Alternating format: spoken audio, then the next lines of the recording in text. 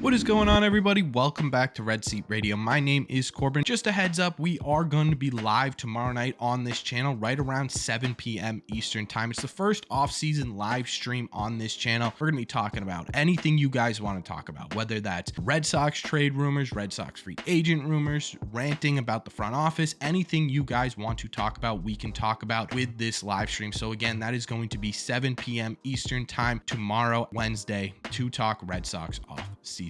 Anyways, normally this time of year is super fun. I love this time of year normally with the Red Sox and MLB rumor mills going crazy. It is a wild time of year for off-season baseball. This year's been a little bit different because it has been a little bit more stressful than it usually is just because of how pinnacle this off-season is. Plus, let's be honest here, a lot of the projections for the Boston Red Sox in the 2023 off-season isn't exactly fantastic, but there is one guy whose name keeps coming up in terms of Boston Red Sox rumor mills, and it's a guy that does get me excited a little bit. It's a guy who could be a solution to this Red Sox starting pitching, so that's what we're talking about today. We are talking about the Red Sox and their link to Kodai Senga, a Japanese pitcher. We are going to talk about who he is, how he plays, how he could fit into this Red Sox team, what it would take to get him here. We're going over everything Senga. But before we get into that, do me a favor, make sure you guys have hit that subscribe button if you haven't already. If you're new here, we talk Red Sox content almost every single day. Also, make sure you guys have hit the like button on this video as well. Helps these videos out a ton, and it would mean a lot to me. Thank you all very much for clicking on this one. Let's get into it. For those of you who may not know who Senga is, because to be honest with you, I didn't have a ton of information on him either before rumors started picking up about the Red Sox and Senga. Senga is a Japanese-born pitcher who's going to be turning 30 years old going into his 2023 season, and he spent a lot of time in professional baseball in Japan, where he's put up some really impressive statistics. In 2022 alone, he had an ERA of just 1.94 with a whip of 1.056 and a 9.8 K per nine, which is pretty high for a starting pitcher. What may be even more impressive than his 2022 statistics, though, are his statistics over his entire career, because in 11 seasons with the Japanese professional league, Senga has an ERA of just 2.72 with a whip of 1.096 and 10 K per nine. Again, a pretty high K per nine for a starting pitcher. And those statistics are really impressive. They show that he's consistently an elite pitcher in the Japanese baseball league. But what might be even more impressive to me is the fact that over those 11 seasons, Senga's highest ERA total for a singular year was just 3.45. That's right. In 11 seasons, his highest ERA was just over 3. He has not had a season where he's hit 4 or 5 ERA, and it's only one season. Every other season has been below a 3 ERA. Is wild to me. It's insane that he can be such an elite pitcher so consistently over 11 seasons. Now, Senga's pitch mix is pretty interesting. It relies mostly on a really great fastball that Fangraphs calls an explosive fastball. It sits in the high 90s and can even reach triple digits at points. It does have a little bit of rise to it, which makes it really difficult for hitters to pinpoint and be able to make great contact with. On top of that, he utilizes a splitter a lot. It is a devastating splitter that buckles knees. He also has a cutter and a slider that he throws in as well. Those aren't as consistent as those fastball and splitters, so he relies a lot on that fastball splitter combo. He also has a pitch called the ghost fork. Don't ask me what that actually means. I have absolutely no idea what this pitch actually does, but it looks pretty cool and he does have it in his arsenal. Not entirely sure how often he uses a ghost fork pitch, but it is there as well. And honestly, aside from that ghost fork pitch, his pitch mix reminds me a lot of Nate Eovaldi, a guy who relies highly on that high-speed fastball up atop of the zone to blow you away, then to buckle you with a splitter. Seems like a similar pitch mix to Nate Eovaldi. And while his statistics are absolutely fantastic in the Japanese league, how is he going to fit in with the Boston Red Sox?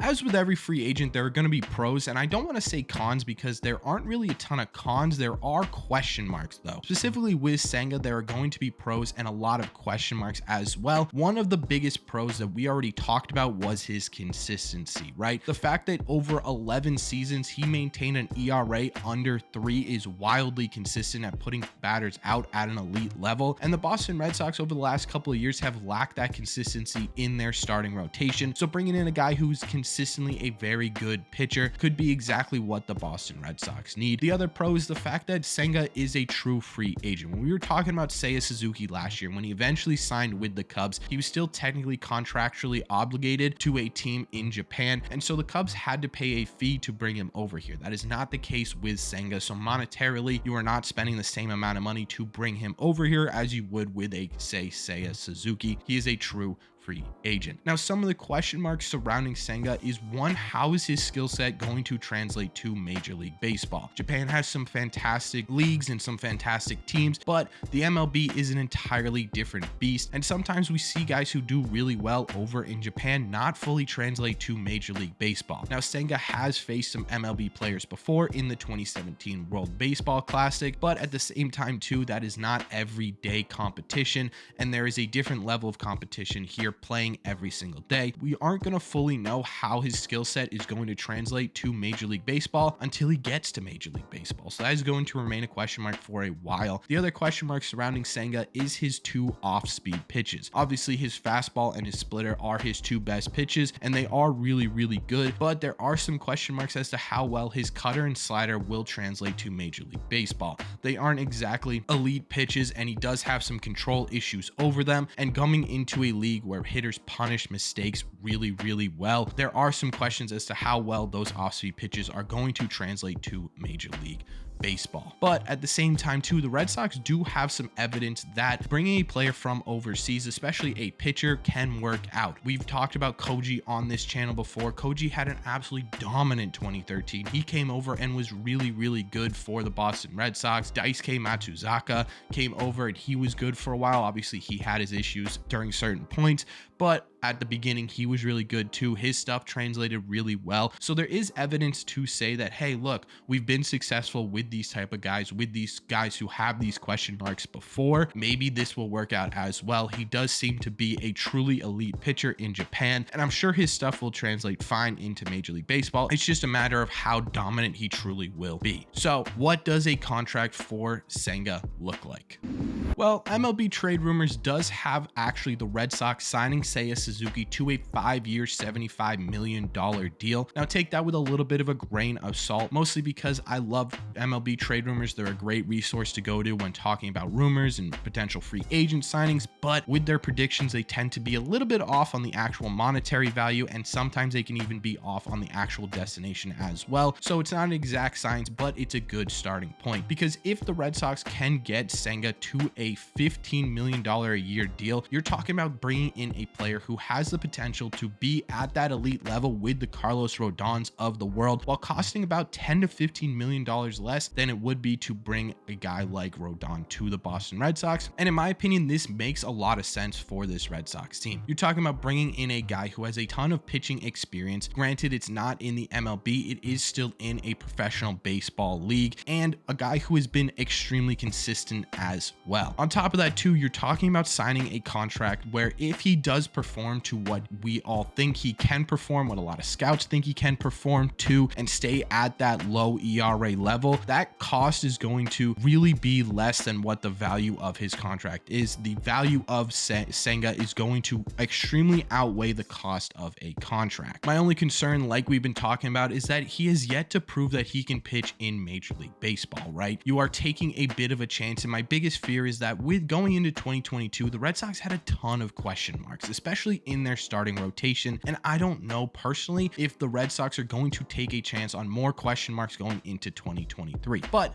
at the same time too, every free agent is going to come with question marks. You're never going to find a surefire, absolute yes, this is going to be a home run type free agent, because things happen, right? You're going to have to take a chance at some point. So if you can get a lower AAV for a guy who has the potential to be a really elite pitcher in Major League Baseball. At some point, you got to take the chance, and to me, Senga makes a lot of sense for this Red Sox team to take a chance on. So I wouldn't be surprised at all if the Red Sox get more and more involved in conversations for Senga, and I even really wouldn't be surprised if we end up being the team he goes to. Let me know in the comment section down below. What do you think of Senga? Do you like him for this rotation? Are there too many question marks? What are your thoughts on the Red Sox bringing Senga to Boston? Let me know all your thoughts down below.